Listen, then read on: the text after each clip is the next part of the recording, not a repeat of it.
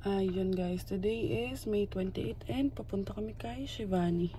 Kunin naman yung mga box for magamit namin for moving out and yung mga tape as well. Let's go.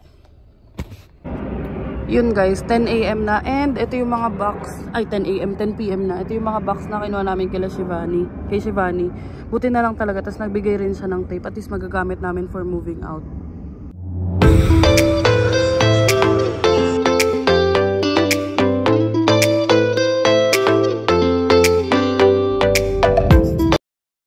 Yun guys, update lang. May 29 and di ko alam saan magsisimula. So, ayun. Nakapag-ayos na kami ng isang box kahapon and medyo madami-dami pa akong ipapack. And nagka-problema pa kasi itong balikbayan box ko. Ayan. Scheduled for pickup siya. Tapos biglang hindi na-book. So, alam niyo yung dagdag sa iisipin ko. And sobrang bilis lang din nung mga decisions and stuff. Kasi siguro mga Monday. So, that's like May 26 yata or May 27. Doon lang kami nakapag-decide na mag-move out. And buti na lang nakahanap rin si Bianca agad. So imagine in just 1 week. And bawi kami ng kwento kapag ready na. So mag-aayos na muna kami. And ayun, sana maibigay nyo muna sa amin to. Pero i-update ko pa rin kayo sa mga mangyayari and sa pag-move out namin. And it's just so much to handle. Too much to handle. Kasi sinasabayan pa siya ng mga school works ko. And yung mga group works ko na ang kasama ko ay ang tatamad. So, hindi naman pwedeng pabayaan ko kasi kumbaga grade ko rin yun. So, ayun pa. Stress pa sa schedule sa school. Pero, I'm trying to take it one at a time. Sabi ko nga, ito lang pala magpapapayat sa akin kasi hindi talaga ako makain na maayos. Di rin ako makatulog ng maayos. Kasi alam mo yung dami mong iniisip. Pero we'll get through. Ayun, i-update ko na lang kayo kung ano mangyayari sa akin. Pero magpapak na muna ako. Tapos mamaya sundin natin si Bianca. Yan guys, update. It's 1:23 PM. And sundin natin si Bianca mamaya. And ayan, binalot-balot ko na. Tapos tinry ko na rin i-empty yan. Yung mga nakahanger. Yung mga hindi ko pa kasi alam kung ano yung mga dadalhin ni Bianca or like ano yung mga susuotin niya pa para mailabas ko na. So, ayun. Yun guys, May 29 and dito kami sa may LTP office to seek advice lang naman. So, let's go. Ayun o. Malapit yan sa Square One. Yan, dito na tayo. Ayun guys, sarado yung LTB. LTB pala is Landlord Tenant Board. And dito sa Mississauga, closed pala yung office. Yung office nila since COVID. So, hindi rin daw sila nag-accept ng call. So, via email lang. So, hindi ko alam. Hindi namin alam. I-update na lang namin kayo kung paano masasort out tong lahat-lahat na nito. And ngayon, i-update ko na lang kayo. Yun lang. Ayun guys, andito na tayo sa Home Depot. And ayun si Bianca sa labas. Kasi nag-picture-picture pa ako. And magtitingin kami ng move-out boxes dito. And tatanungin na rin namin yung sa, nila, sa moving services. So, ayun, let's go. Yan guys, Home Depot. Ang ganda may Canadian flag. Let's go inside. First time namin dito sa Home Depot. Hanapin natin ang mga boxes. Sabi ko kay Bianca, bili na kaya kami ng pinto. Bili muna tayo ng pinto habang wala pang bahay. Installments. Pinto muna. Sa kaming bahay. Gundo. Ayun, dito na tayo sa ayun yung mga boxes. Storage area. Yan guys, 2.65. Tapos yung isa, ibumili kami ng isang maliit. So yung pinagkaiba nila dun sa mga mahal, sa mga 5, mas makapal yun. Paglalagyan lang naman namin kung anik-anik. Tapos may mga bubble wrap dito. Yun. So, ayan. Wow, mamink-mink. Punta kami sa customer service kasi magtitingin kami ng, mag-i-inquire kami about sa moving services nila.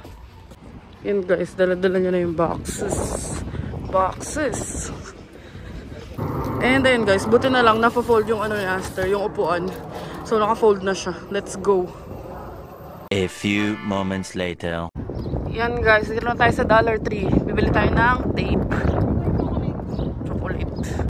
Bibili tayo ng chocolate para dun sa best friend kong maalat. Alam nyo ba, kanina? Kasi di ba nga maglilipat kami. Yun na nga ikukwento ko. Kasi kanina, nagtatry ako magpaka-sweet. Kasi nga diba ang dami namin problema, ganyan. Sabi sa kanya, thank you for being a partner. Ang sagot ba naman sa akin? Wala yun, tayo-tayo lang naman magtutulungan. Walang, ano man, kabayan. Tawa din siya sa sagot niya. Ito talaga si kabayan. Simula ngayon siya na si kabayan. Tayo lang naman Pinoy dito. Noli de Castro. Siya na si kabayan, si best friend. Yan na, nakuha na kami ng tape. Yan guys, sa $3. Bili pa tayo. Libre lang yung mga ganito. Kumuha na kami. Kasi marami pa talaga kami ilalagay mga damit-damit. So ayan, free yan. Pero bumili kami ng tape syempre. Ayun guys, pauwi na kami. And mag-ayos na kami ni kabayan ng mga boxes.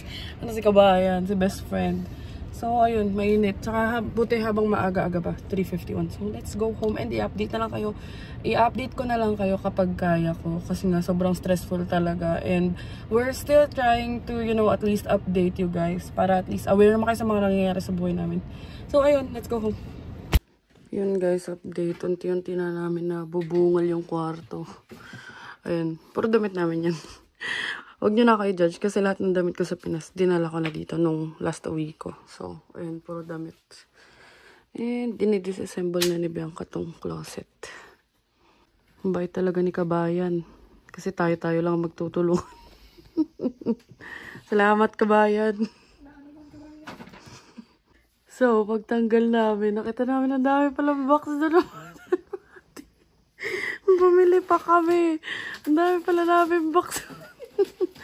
Ayan, ang magjawang nangangalakal. Ay, nako. Ang hirap maglipat. Update lang. Nag-start na kami mag-load ng mga gamit.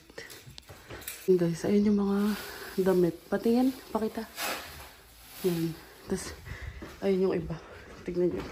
Ningal ako dun ah. So, ayan. Yung lahat. Mga damit. Ayan guys. Nag-start na kami mag-load kay Aster. And buti na lang talaga na ifa-flat yung likod niya. So, ayun. Mapagkakasya namin yung mga damit dyan. So, ayan. Matagal pa naman kami mag-move. I mean, may ilang days pa. Pero, para lang din ready. So, ayun na siya lahat. And baka dagdagan pa namin yan kung ano yung maayos namin sa taas. Tingnan nyo. Tingnan nyo. Tangampot. Bilisan mo na. Oh. Smile ka muna, smile. 1, 2. Sabihan mo, ay, baka ka Ito na. Yan guys, 8:06 PM. And malapit na mapuno si Aster Boy. Nag-ayos pa rin kami sa taas. Yun guys, good morning and May 30 ngayon. And ako, May 30 is Thursday. So may pasok ako sa school and work. And tignan nyo naman yung likod do. So we decided na ganyanin na para pag isahang babaan na lang. So onti na lang yung problemahin namin. Tsaka para makabawas din yung sa mga kalat sa taas. And mamaya i-update namin kayo kasi ang plano namin is mag-review. I mean pupuntahan namin yung lilipatan namin. Pero syempre kung makapunta kami sasama namin kayo. So ayun lang, let's go. Ayun guys, update lang. 1:58 na and andito ako sa car, Caster. Dito na ako sa work pero kasi maaga pa, 3 PM pa yung shift ko. And Lord, sobrang pagod na talaga yung pagkatao ko. Sobrang stress. Biruin nyo 1 week, biglaan na lipatan. Pero ayun, kakayanin. Pag naging okay na lahat, sana maging okay na lahat. And looking forward kami dun ni Bianca. So ayun, update ko na lang kayo and mamayang gabi, ayun, pupunta kami dun sa lilipatan namin and papakita ko sa inyo. Ayan, school works muna tayo kasi sobrang daming isasubmit and meron ako mga the best na masisipag na groupmates. So, ay nako. A few moments later. Ganda. Ganda, may inuman ka na, Vic. Dito kami Yan guys, pauwi na kami and magkukwento kami pagka-uwi namin. So, ayan, uwi na muna tayo, drive na muna tayo. At malapit-lapit lang naman, 12 minutes lang naman. So, let's go.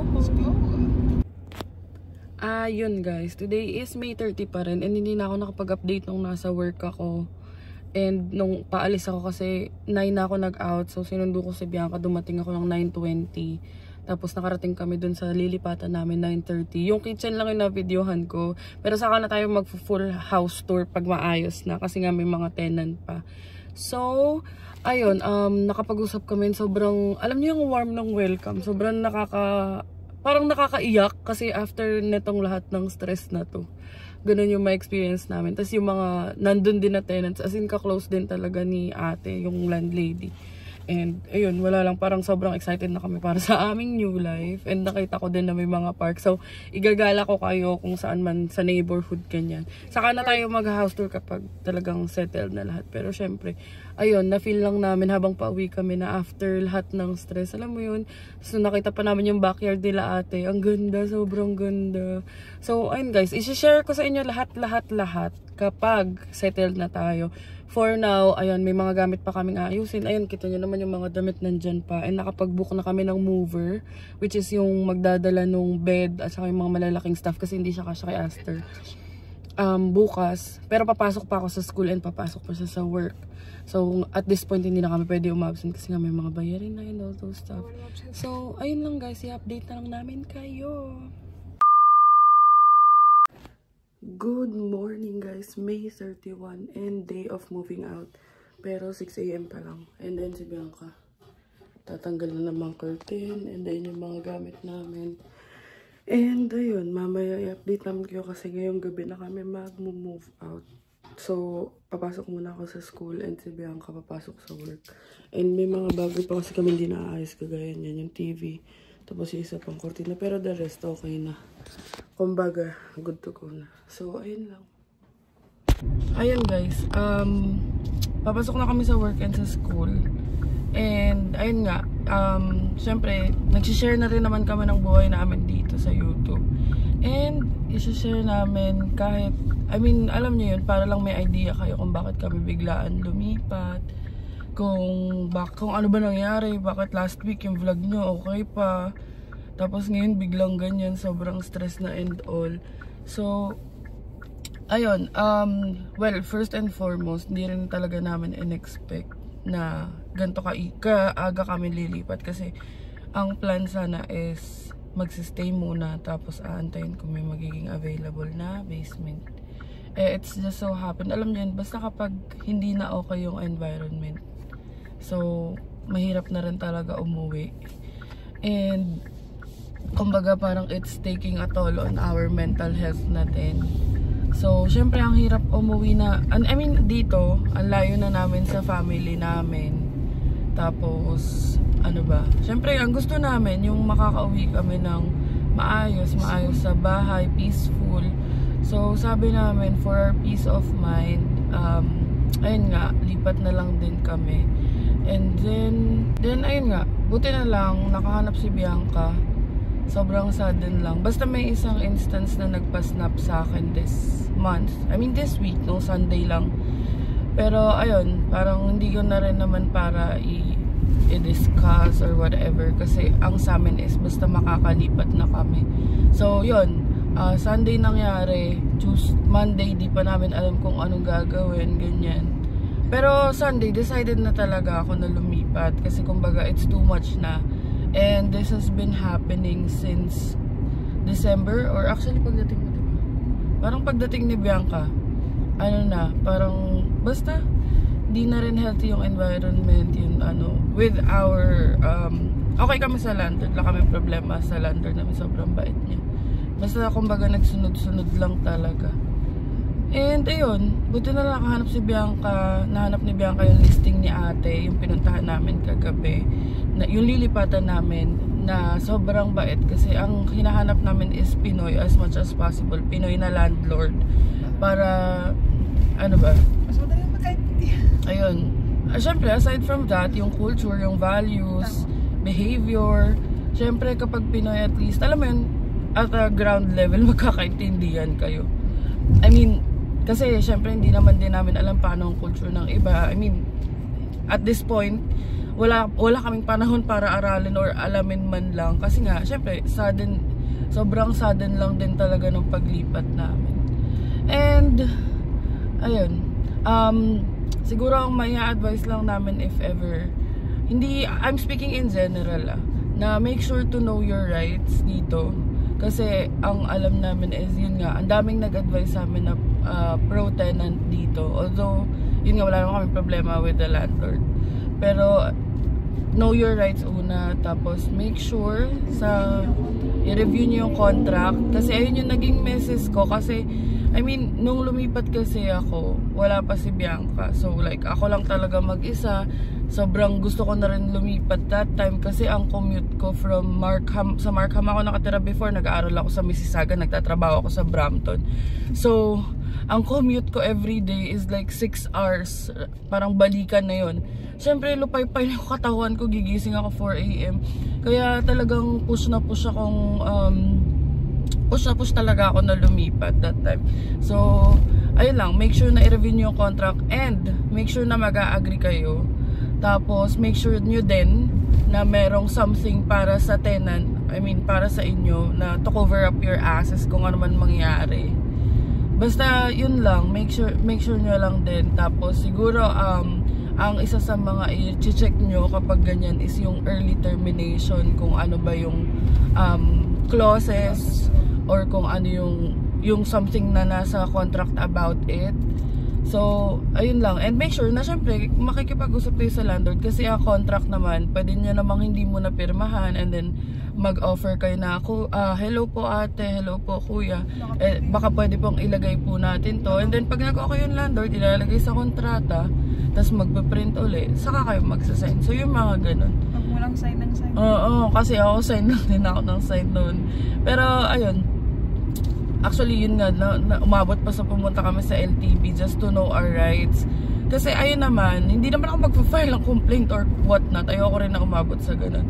Kumbaga, ako lang, parang kung ano, at least, sure kami, at least, alam namin kung ano yung mga karapatan namin, kung ano yung mga dapat namin gawin.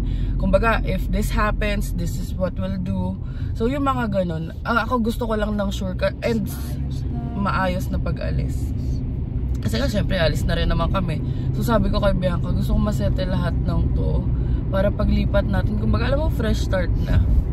So, ayun lang naman, at least finally, ang bait ni Ate Sophie. Ate Sophie yung name nung bago naming landlady. And, ang ganda nung, nila, ano ba tawag doon? Backyard? Ganda nung backyard. Sobrang amazed kami, sabi namin.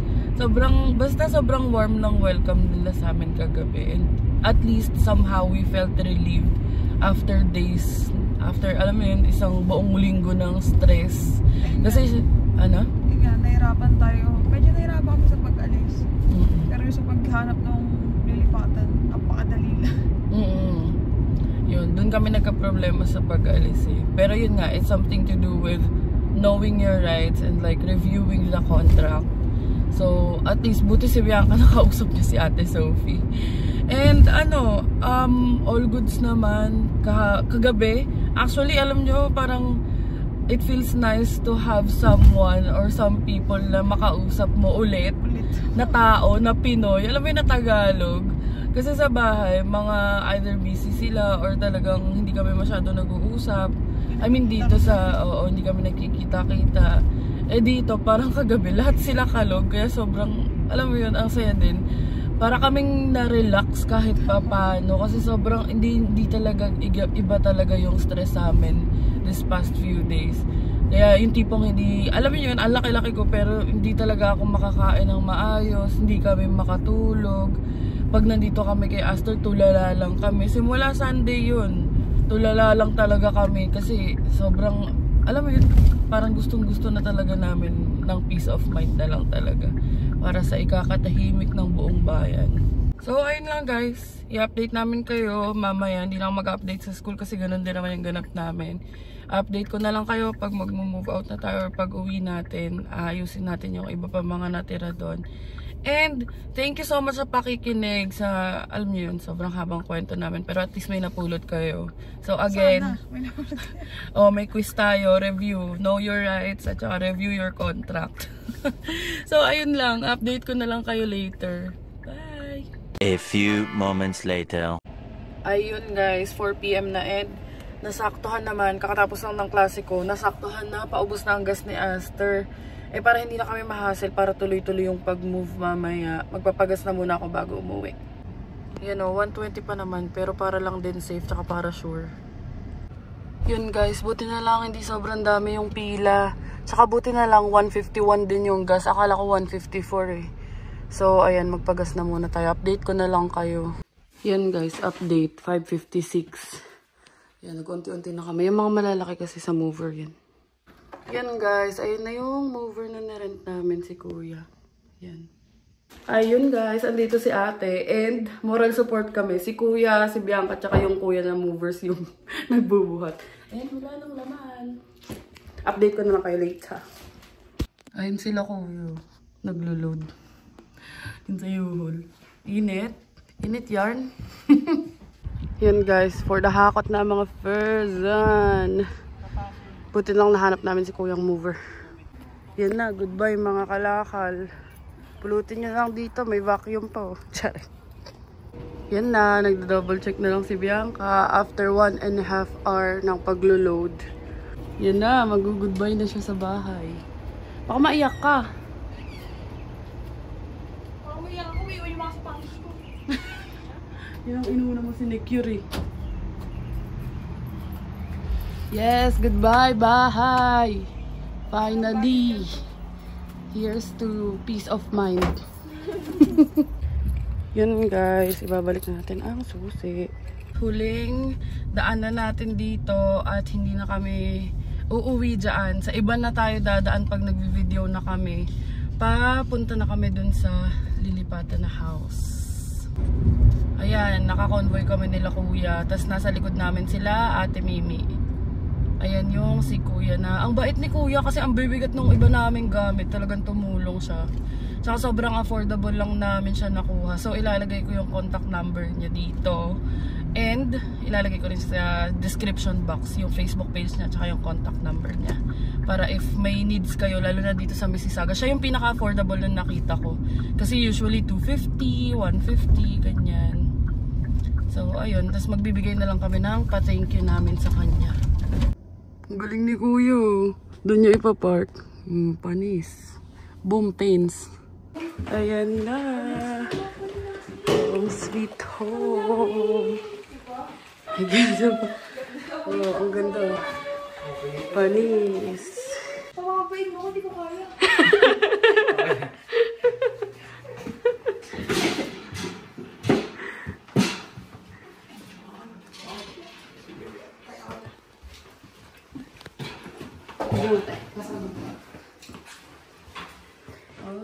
Wow. Private washroom. And we have... hindi pala kami yun. So, they have their own kitchen.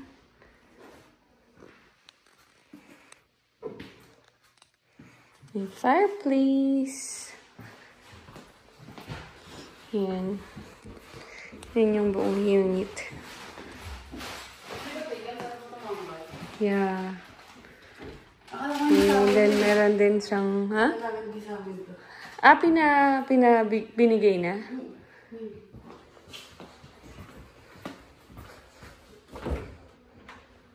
Wow.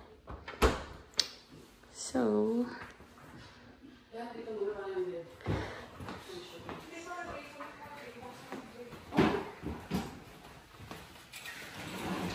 yan po yung mga movers ko. Ayan. Movers ni Mimi. Movers ni Mimi. Tapos may storage room. Separate entrance. Okay. Oops.